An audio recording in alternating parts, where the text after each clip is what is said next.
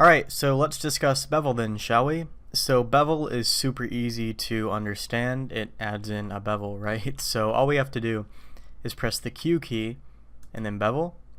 And if we scroll left or right with the mouse button, you can see this kind of adjusts the width, or the offset of the bevel rather. And you can increase the segment count as well by scrolling up, or decrease it by scrolling down. Generally what I do is use around 3 segments and press the N key to harden the normals and just give it a very slight bevel around the edges. The nice thing about bevels and hard ops is that it automatically applies a smooth and an auto smooth to it, whereas in Vanilla Blender you'd have to go in here, right click to shade it smooth, and then go over here to the auto smooth panel. So it does this all at once for you whenever you add in a bevel, so sometimes you can completely skip the sharpening step for that reason. There's really not too much to say about the bevel option in hard ops. It's one of the most well-known ones and probably the easiest to use. So there are a few different bevel options. If you hover over it, you can add in a new bevel with a 30-degree threshold. So sometimes I'll do that. Say for example I scroll down and run a chamfer instead. Let me also run a sharpen so that way it has a harsh edge there. So sometimes what I'll do is have a chamfer in here, and then what I want to do is add in an additional bevel. So I have one here controlling the chamfer, and then I want an additional bevel around the edges of the chamfer. So what you can actually do is go in here and Ctrl-Click to add in one with a 30-degree threshold and add in an additional layer like that. And you can also do the same thing with a 60-degree threshold if that's what you need. So Control-Shift clicking will do that. And if you shift click, you can actually ignore the scale application, because by default whenever you run a bevel in hard ops it will apply the scale automatically. Now I personally never use the bypass scale option just because usually I want to have a uniform bevel, but there might be a reason you want to have a more biased bevel, in which case you could shift click on the bevel modifier and that's going to actually ignore the scale. I never really use that one though. So in general you're just going to be going in here and clicking on the bevel and adding one in and pretty much being done with it. But maybe in a case like this where you have 2 different bevel modifiers, right? One for the chamfer and one for the actual bevel, you might want to scroll through and adjust one bevel over the other. So right now the only bevel being adjusted is the current active bevel, but maybe I want to adjust the other bevel. All you have to do is hold Control and scroll up, and that'll go to the other bevel, and then Control and scroll up again, and you can simply switch between the two. Also, harden normals is a pretty popular option to kind of ease the smoothing on the bevel. So if you want to harden the normals, what you can do is press the N key to do that. And also if you press the H key, you'll see a massive list of help options in here. In general, I don't use most of these, but if you want to find a functionality, all you have to do is press the H key and then take a look. So in general for these bevels, all you're really going to do is end up clicking on bevel, running a bevel, and then being done with it. But there are a few options you might want to adjust, such as the limit method. You can press the L key to adjust the limit method. You can also scroll up or scroll down to adjust the segment count, and you can also press the A key for angle to adjust the angle and find the ideal location for it. Those are about the only 3 I really use in terms of the bevel settings, but there are some quick ones in here you can kind of scroll through and mess with if you press the H key. So there you go, that's the bevel modifier, and I think you'll find this one quite useful. It's going to be one of the most popular ones you use inside of hard ops. Alright, now let's discuss the array options inside of hard ops. So usually if you do an array, you go into the array modifier, right?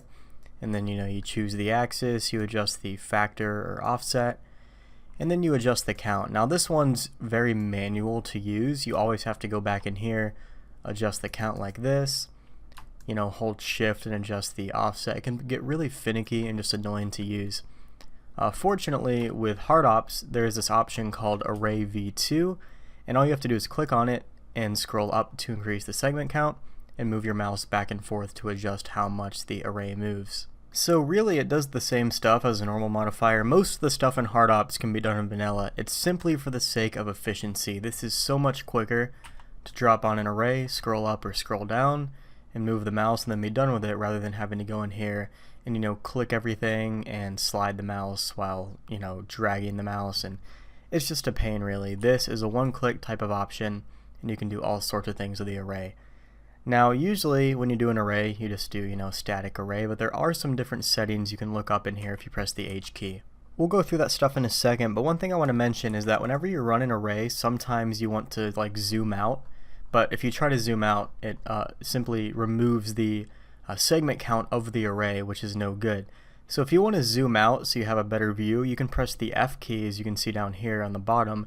The F key will pause it. Now you can zoom out and pan around and get to the position you want. Press the F key to unpause it, and then you can kind of get back to a better location. So yeah, if you ever find yourself not being in a very practical location, just hit the F key, zoom out a bit, press the F key again, and there you go. Alright, so that's the gist of the array modifier. You can probably figure out the rest, but I do want to mention some other options. So if you press the X key, you can actually swap the axis. So if you want to go along the Y axis, you press X, go along the Z, press X again, and that's basically how you toggle through the different axes here. You just press the X key a few times. One thing I don't like is that whenever you press the X key, the offset will be reset. So if you want to do that without, adjusting, clearing the offset, what you can actually do is press the A key and add in a brand new array. If you wanted, to keep the offset, then add in a brand new array in another direction. So, I can increase the array count here, but the moment I try to swap the axis, it's just going to, reset. So by simply pressing the A key, you can add in a brand new array, press the X key again, and then you'll be able to keep the position of the other one. So you can quickly use this to kind of stack up blocks, get all sorts of different cool array effects, and yeah, just make all sorts of cool stuff with it. I'm going to go ahead and remove these array modifiers, probably a bit too much. There's some other settings in here that I use. Let me just discuss some of the more popular ones. So what you can actually do is press the Alt+A key to remove the active array. So maybe I have like 2 array modifiers, right? If I press Alt+A, it's going to actually remove that most recent array. If you have just a single one, it's not going to do too much for you. But that's a quick way to hide the arrays if that's what you're going for, and just pretty useful stuff. Now, I definitely encourage you to get in here and definitely take a look at the other help menu keys, because there's all sorts of different settings you can use for the array modifier. I simply don't use all of them, and you probably won't either, but there are definitely some cool settings in here you can mess with. Another cool one is the snap option. If you press the S key, you can actually snap based off of grid increments, which is pretty cool. And as you can see, it's even listed in there. So if you forget which key it is, generally it's going to be listed in this help menu. So take a look through the help menu, figure out what settings you're going to end up using the most, and eventually it'll become more intuitive and you won't have to even take a look at the help menu. Alright, so I think that's about it. I've basically shown you all the important stuff for Array v2, and I'm not going to insult your intelligence by going through every single setting in the array modifier when it is simply listed here. You can, I assume you can read and figure out what these other tools do. Most of which you won't use, but like I said, they are here if you ever need them. So that's about it for Array v2. You don't use this one a ton, but whenever you want to add in arrays, it is super useful and quick to use.